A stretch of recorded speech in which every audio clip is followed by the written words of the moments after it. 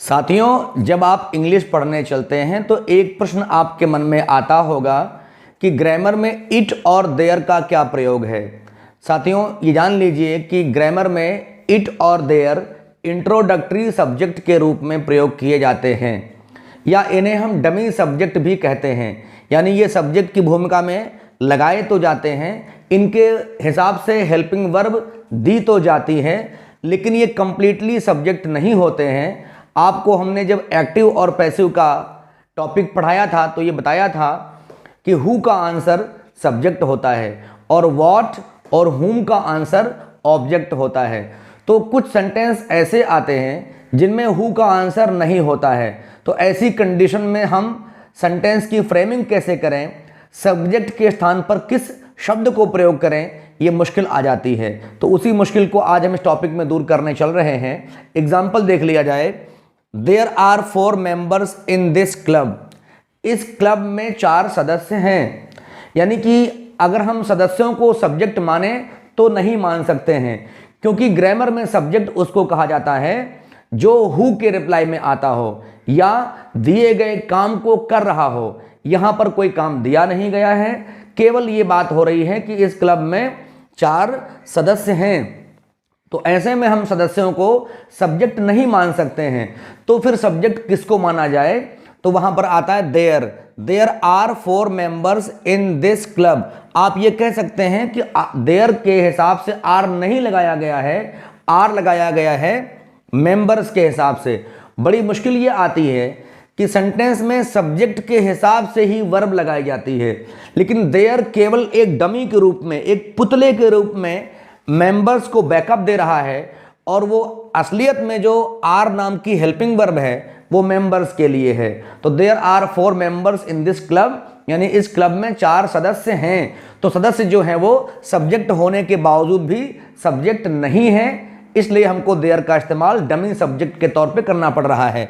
Example number 2 लिखा है, there were only 200 rupees in his pocket when he was frisked. Frisk का मतलब होता है तलाशी लिया जाना। जब उसकी तलाशी ली गई तो उसकी जेब में केवल 200 रुपये थे। अगर हम 200 रुपयों को पूछें तो हमें लगाना पड़ेगा क्या था उसकी जेब में। तो क्या का उत्तर यानी व्हाट का रिप्लाई सब्जेक्ट नहीं ऑब्जेक्ट होता है। फिर दिक्कत वही आ रही कि इसमें हम सब्जेक्ट क्या लगाएं, तो इसीलिए हमने देयर लगाया और देयर के साथ वर लगाना पड़ा। लेकिन एक्चुअल में ये वर रुपीस के लिए है कि उसकी जेब में 200 रुपये थे जब उसकी तलाशी ली गई। बार बार आपको ध्यान रखना है कि सब्जेक्ट हु के रिप्लाई में आता है और सब्जेक्ट सेंटेंस में दिए गए काम का संपादन करता है, जबकि यहाँ पर कोई काम नहीं दिया गया है। सेंटेंस हमारा डोमेंट है, ठहरा हुआ है, उसमें कोई गति नहीं हो रही है। एग्जाम्पल नंबर 3 है, there will be PTM tomorrow. कल पीटीएम होगी। पीटीएम का मतलब पेरेंट टीचर मीटिंग। कल पेरेंट टीचर मीटिंग होगी। यहाँ पर भी सब्जेक्ट बड़ा मुश्किल फंस रहा था, इसलिए देयर को लगाया गया और विल लगा दिया गया फ्यूचर के लिए। सब्जेक्ट यहाँ पीटीएम को मान सकते हैं लेकिन असलियत में नहीं, क्योंकि हमारे पास इंट्रोडक्टरी सब्जेक्ट देयर का इस्तेमाल हो चुका है। एग्जाम्पल नंबर 4 है, there is no jealousy in my heart for you. Heart का मतलब जानते ही हैं, दिल होता है। तो मतलब क्या बना कि आपके लिए मेरे दिल में कोई ईर्ष्या नहीं है। अब पूछे क्या नहीं है, तो फिर वही बात आती है कि क्या का आंसर सब्जेक्ट तो होता नहीं है। तो फिर से वही हमको देयर का बैकअप देना पड़ रहा। देयर इज नो जेलसी, कोई जेलसी नहीं है मेरे मन में आपके लिए। वैसे तो देयर का मतलब वहां होता है, लेकिन यहां पर देयर गौण है, छुपा हुआ है, उसकी जो असली मीनिंग वहां है वो यहां पर निकाली नहीं जाती है।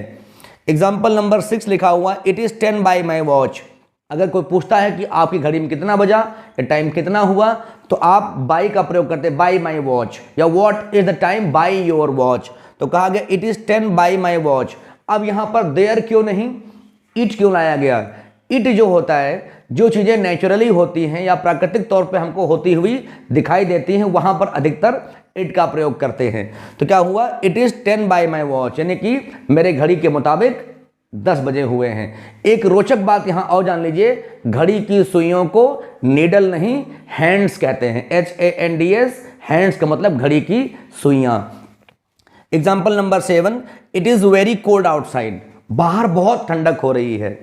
बात फिर वहीं आ गई, क्या हो रही है? ठंडक। और ठंडक कोई काम नहीं कर रही है, ठंडक कोई सब्जेक्ट की भूमिका में है नहीं, मजबूरी हमारे पास फिर से फंस रही है कि हम देयर या तो इट में से लगाएं।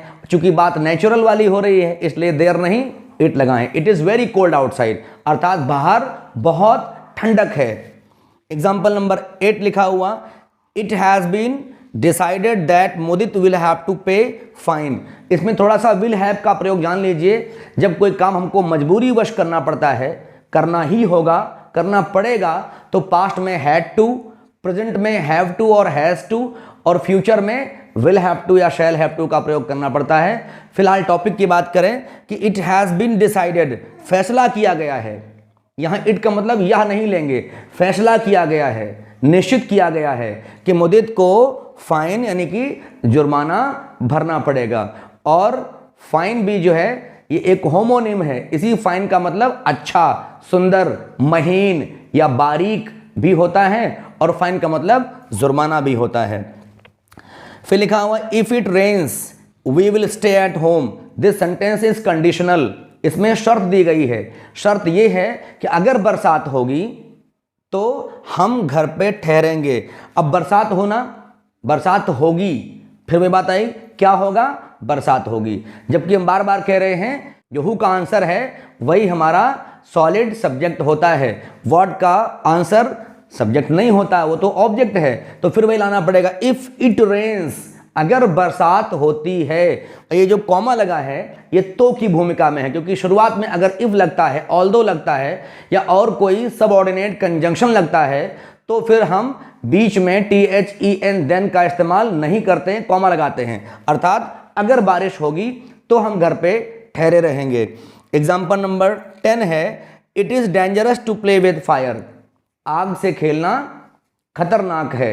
यानी कि यहाँ पर भी सब्जेक्ट हमारे पास पूरा नहीं था, तो हमको अपने पास से इट नाम का डमी सब्जेक्ट प्रयोग करना पड़ा।